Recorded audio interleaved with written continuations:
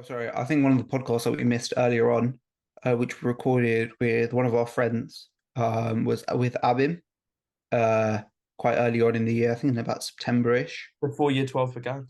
Oh, maybe early September or August. But that was a really good podcast, and I feel as if that one I really wanted to pick up quickly because, as we said before, we are going to me and Dylan are going to focus on universities in the coming months. Start booking open days. We're going to see universities, start making choices, finalizing choices, writing personal statements, and different things like that. And I think what he talked about there was helping us on this route.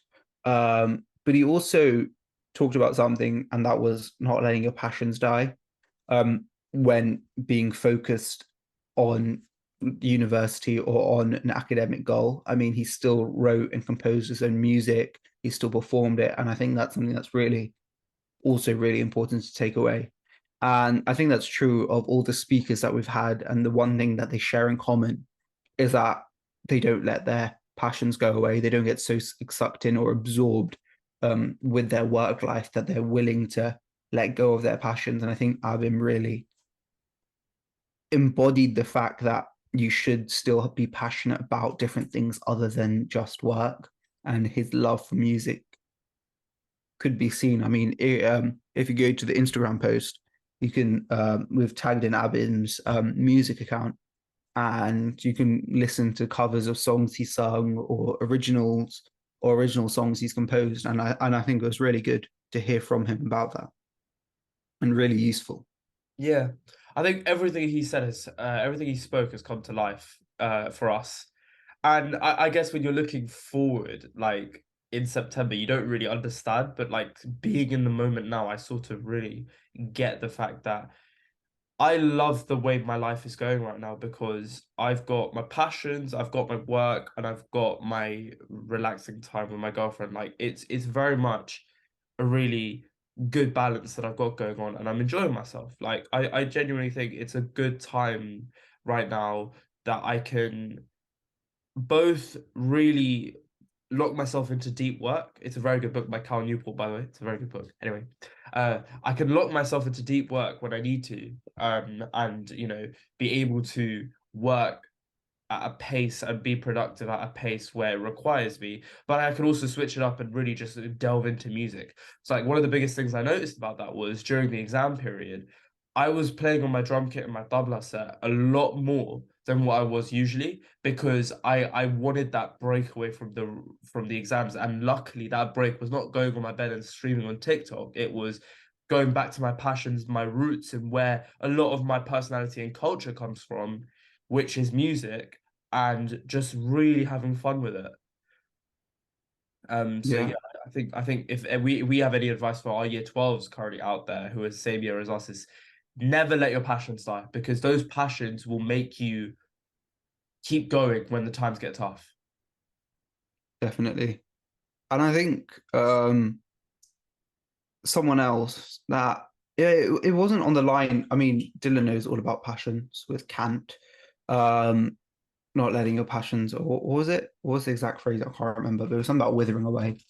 Um, Oh, it's about basically you cannot rationally will someone to let their talents rust away. or talent, sorry, yeah, talent. And I mean that was Kant's. I mean, we don't really want to go into it now, but Kant's deontological argument for happiness, basically. Morality. Uh, morality, happiness. And I think sorry, Dylan's just giving me funny looks.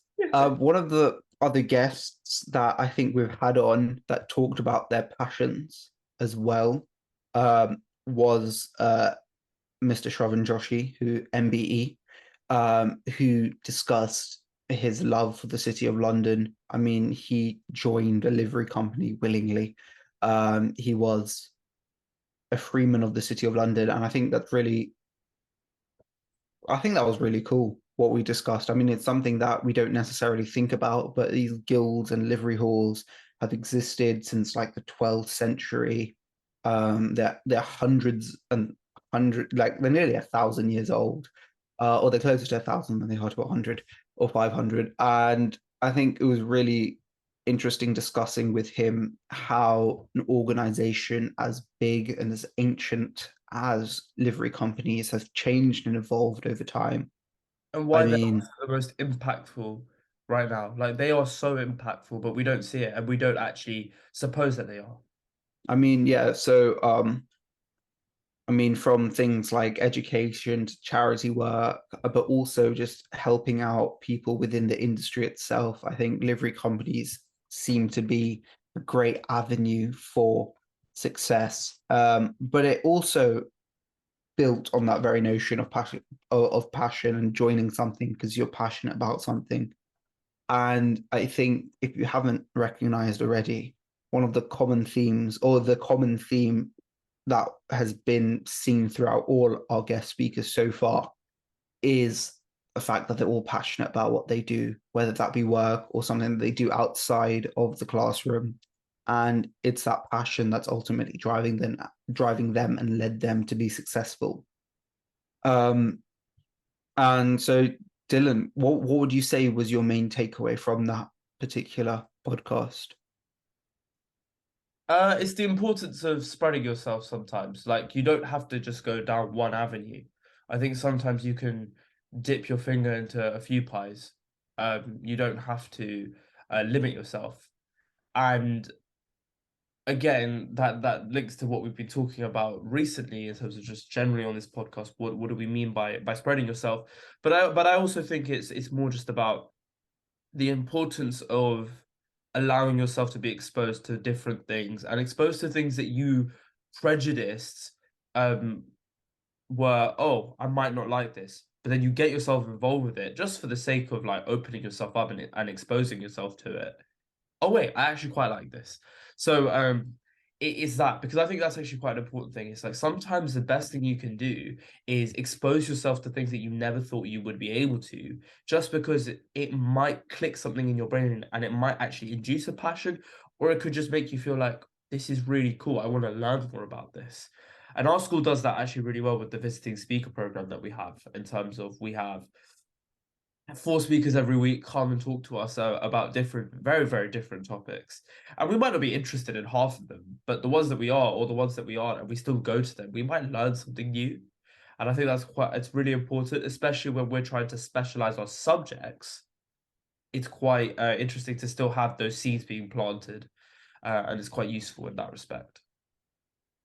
And then I think the final podcast where we had a guest on was with Brigadier Carl Harris, CBE, who discussed the British Army, the importance of the British Army, what his job was as deputy commander of the coalition forces in Iraq. And I think what he discussed was so important. It's something that people don't necessarily know all about because they just see what the snippets on the news. However, there's so much more that's going behind it. I mean, there's been thousands of troops there over the course of the past 15, 20 years now. It was 2023 since the beginning of the Iraq War. And what he discussed was now trying to end that, but also seeing the end of Daesh or ISIS. And so Daesh. And so I think, that would probably be one of the most interesting podcasts because I think anyone who listens to that podcast can safely say they learn a lot about the British Army and I guess just the whole world, that a world that's often seen as not part of normal life, but its influence on us as people. I think the main thing that I learned was there's an importance of the battle on the field, but there's also the importance of a battle in your head, and it's the battle of the media and narratives. And especially in this globalized world that we're living in and the links that we have on social media, narratives play a bigger role than ever, because the way that you will get publicized is through narratives. And whether they're spreading the truth or not, and the real truth, that's the key question. Because we all know that narratives gain attraction. So I think that's a really big issue that we don't spend enough time talking about on. But I think before we move on to answering the inbox, we've just got one final podcast to talk about, and that's with our dear friend and Will and Ruby. So we've done two podcasts with them, one from last year, one from this year, and it's about relationships.